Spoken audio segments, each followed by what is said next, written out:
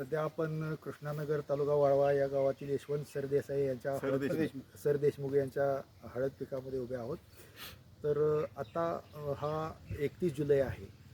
हळदीचं पीक चांगलं आहे, ठिकठिकाणी हळदीची वाढ ही चांगली दिसून येते. पण शेतामध्ये आता कंदमाशी या किडीची सुरुवात झालेली आपल्याला दिसून येते. या पिकामध्ये सुद्धा ठिकठिकाणी काळ्या रंगाची लांब पाय असणारी माशी, तिला कंदमाशी म्हणतात, ही बऱ्याच प्रमाणात आढळून येत आहे. आणि कंदमाशीचं वेळीच नियंत्रण करणं हे हळद पिकाच्या चांगल्या उत्पादनासाठी अत्यंत गरजेचं आहे. कंदमाशीचं नियंत्रण करणं हे अवघड आहे, कारण खाली कंदामध्ये अळ्या सापडतात, त्या अळ्या कंद पोखरून खातात, म्हणजे मातीच्या खाली कीड असते आणि त्यामुळं हे अवघड बनतं.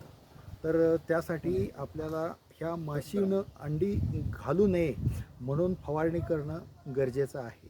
आत्ताच्या परिस्थितीमध्ये थायमेथोक्झाम प्लस लॅम्बडासायक्लोथ्रिन म्हणजे बाजारात अलिका या नावानं कीटकनाशक उपलब्ध आहे. खरं तर हे कीटकनाशक शिफारशीत नाही, पण कंदमाशीसाठी ह्याचा परिणाम अत्यंत चांगला मिळतो.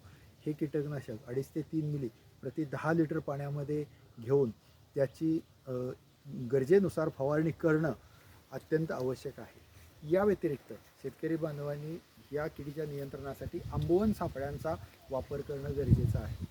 एकरी 5 ते 7 आंबवण सापळे शेतामध्ये मातीच्या लेवलबरोबर पुरून ठेवावेत आणि त्या आंबवण सापळ्यामध्ये ही कंदमाशी येऊन अंडी घालते आणि अळ्या त्या ठिकाणी पकडल्या जातात.